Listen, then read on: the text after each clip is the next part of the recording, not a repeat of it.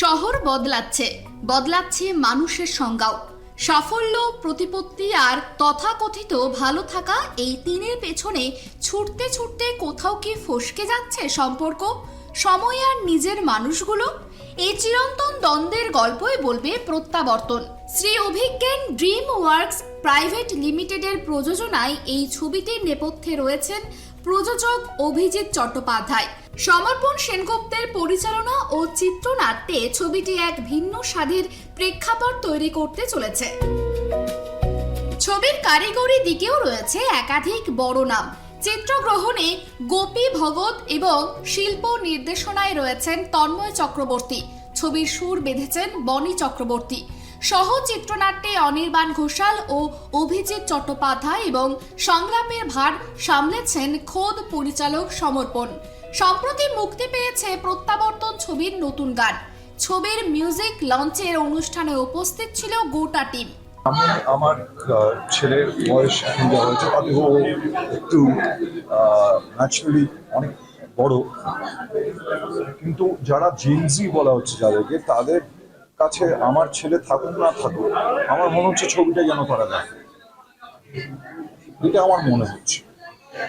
এবং একটু আগে আমি যেটা বলছিলাম যে আজকে আমাদের ছবির আমরা সেন্সর পেয়েছি, কিছুক্ষণ আগে আমাকে সমর্পণ জানালো যে আমি সেন্সর পেয়েছি, এবং সেখানেও নাকি যে আলোচনা হচ্ছিল তাদের ছবিটা দেখে তারা বলেছেন যে এই ছবিটা তো স্কুলে বলা উচিত, বাচ্চাদের দেখানো উচিত। কারণ আমরা ভাবছিলাম যে যে বিষয় নিয়ে ডিল করা হয়েছে সেই ডিলটাতে হয়তো এটা অ্যাডাল্ট হয়ে যাবে, এটা চাইছিলাম না। এই কারণেই ছবি অ্যাডাল্ট হওয়ার কোনো ব্যাপার না, কারণ এটাতে মানে আমার মনে হয় 12-13 বছরের ছেলেদের, তাদের মেয়েদের যারা এখনকার, তাদের ছবিটা দেখা উচিত এবং তাদের গার্জেনদেরও দেখা উচিত।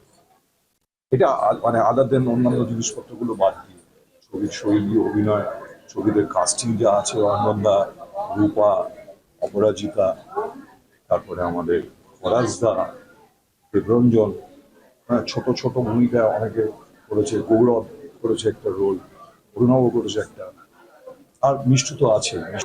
আমাকে খুব জ্বালিয়েছে, আমাকে প্রথমে দুটো কাঠ ঘষে এইভাবে তারপর লাইটার দিয়ে এইভাবে যখন আমার জানাচ্ছে, অবশেষে বার্নাল দিয়েছে।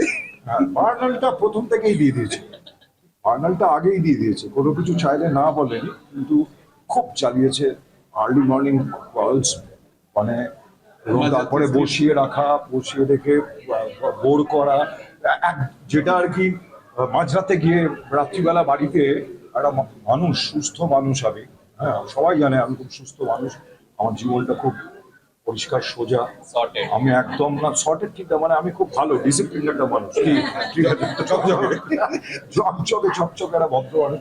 তাকে রাত্রিবেলা পরের দিন শুট, অল টাইম হচ্ছে ওর 7টায় না 7:30, আমার বাড়িতে এসছে 12টার সময়, 3টের সময় আমাদের যে ক্লাইম্যাক্স সিন, সেই সিনটার ও আমার সাথে আলোচনা করে ওটা রেকটিফাই করে। এটা কি রকমের বলো দিদি, এগুলো মানে এই জন্য বলছি প্রচন্ড জ্বালিয়েছে এরা পারে কি করে পারে, আই ডোন্ট নো। আমার থেকে বয়স কম সেটা একটা কারণ, কিন্তু ওর বয়স পারতাম না, এটা কথা ছিল, কিন্তু আমি ওটা পারতাম না ওর বয়সে। কি করে 2-3 ঘন্টা ঘুমোচ্ছে, চলে আসছে, করছে, আসলে প্রথম ছবি করছে তো, হ্যাঁ, এবং ছবি মানে মোটামুটি নামটার মধ্যে আসল রহস্য লুকিয়ে আছে, কি করে ভেবেছিলাম। মানে আমার সম্বন্ধে প্রত্যেক ডিরেক্টর বলবে আমি টেনশন দিই, সেটা বলবে, তখন আমাকে অ্যাফোর্ড করতে পারবে না পরের ছবি। জ্বালানোর নামই তো ডিরেক্টর যদি না জ্বালে তাহলে হবে এগুলো ক্রাফটটা তো কিছুই না, মানে খুব সহজ কথা। রোগ যখন খুব করা হয় তখন পথ্যটা একটু তেতো লাগবেই, আর শিলাজিৎ মজুমদারকে হ্যান্ডেল করতে করা তো ওটা তাহলে তো একটু কড়া পথেই যেতে হবে।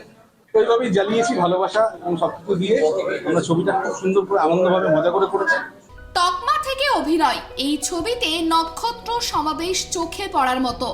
অঞ্জন দত্ত, রূপা গঙ্গোপাধ্যায়, শিলাজিৎ মজুমদার, অপরাজিতা আঢ্য, খরাজ মুখোপাধ্যায় এবং কণিকা বন্দ্যোপাধ্যায়ের মতো পাওয়ার হাউস পারফর্মারদের এক ফ্রেমে দেখা যাবে। পাশাপাশি গুরুত্বপূর্ণ চরিত্রে রয়েছেন গৌরব তপাদার, অরুণাভ খাসনবিশ ও দীপাঞ্জন ঘোষ। তবে বিশেষ আকর্ষণ হিসাবে নজর কাটছে নতুন মুখ মিষ্টু। আমার কাছে তো সবসময় প্রযোজ্য। আমি তো মানে শিকড়ের কাছে সবসময়ই থাকি, আমি তো শিকড় ছেড়ে নড়ি না, কারণ শিকড়ই আমার অস্তিত্ব। কিন্তু আমি কি সেটা কাউকে বোঝাতে পেরেছি বা শেখাতে পেরেছি আমার নিজের জীবন দিয়েও? কিছু জনকে হয়তো পেরেছি, কিন্তু আমি যে সবার মধ্যে সেটা দেওয়ার চেষ্টা করেছি, আমি কি পেরেছি? না, আমি পারিনি। সেরকম এই ছবিরও গল্প, যে প্রত্যাবর্তনের দরকার আছে, একটা সময় তোমার প্রত্যাবর্তন হতেই হবে। তোমাকে পরিস্থিতি এমন জায়গায় নিয়ে গিয়ে ফেলবে যে তুমি নিজেকে যতই অহংকারী ভাবো, যতই বড় ভাবো, যতই ভাবো যে আমি খুব ঠিক, একটা সময় তোমাকে ওই শিকড়ার ওখানে ফেলবেই, এবং সেটারই দরকার আছে এবং সেটাই অস্তিত্ব। কিন্তু সেটা কোন জেনারেশন কিভাবে ভাবছে, এখানে 3টে জেনারেশন দেখানো হয়েছে, তারা কিভাবে ভাবছে এবং তাদের ভাবনা অনুযায়ী তাদের কি লজিক, তাদের যুক্তিটা কি, সেটাই দেখানো হয়েছে। এবং সবসময় একজন মহিলা কোথাও না কোথাও অসহায় থেকেই যায়। যেরকম আমাদের কিছুদিন আগে হচ্ছিল না যে পার্লামেন্টে 33% মহিলাদের সংরক্ষণের জন্য বিল পাস হলো না। তো একটা মহিলার, এটা হয়তো খুবই দুঃখের, অনেকে কষ্ট পেয়েছে, সব ঠিক আছে, আমারও খারাপ লেগেছে, কিন্তু পুরুষের দ্বারা যদি ইনফ্লুয়েন্সড হয়, তাহলে তো সে যেখানেই কাজ করুক না কেন, তার নিজের মতামতের যদি যুক্তি না থাকে, সে যদি ভাবে যে না আমি বাড়িতে গিয়ে একবার ডিসকাস করে আসবো, তার নিজের লেখাপড়া, নিজের বুদ্ধি যদি না অ্যাপ্লাই করতে পারে, করার যদি জায়গা না থাকে, তাকে যদি করতে না দেওয়া হয়, তাহলে কি কি পরিস্থিতি হতে পারে একজন মহিলার, এবং সে সারা জীবনই অসহায় থেকে যায়, যে পজিশনেই থাকুক না কেন। সেটাই এই প্রত্যাবর্তনে দেখা হয়েছে, এবং সেটার সঙ্গে পরের জেনারেশনের কি কি অসুবিধে হতে পারে, এবং পরের জেনারেশন কিভাবে ভাবছে, এবং পরের জেনারেশন কেন স্পেস চাইছে, কোথায় গ্যাপ হচ্ছে, কি অসুবিধে হচ্ছে, এবং কোথায় রেকটিফাই দরকার আমাদের, সেটা এই ছবিতে খুব সূক্ষ্মভাবে দেখানো হয়েছে। সমর্পণ সেনগুপ্ত, আমি একটা কথাই বলবো, এই ছবির যে পরিচালক, টেকনিক্যালি দক্ষ পরিচালক তো হয়ই, ও খুবই দক্ষ, কিন্তু ও খুব সূক্ষ্ম পরিচালক, এই জায়গাগুলো খুব ভালো। সাফল্য আর একাকৃত্বের মাঝে দোদুল্যমান জীবনের এই গল্প দর্শকদের মনে কতটা জায়গা করে নেয়, এখন সেটাই দেখার। অনুষ্কা জোয়ারদারের রিপোর্ট, KTV বাংলা।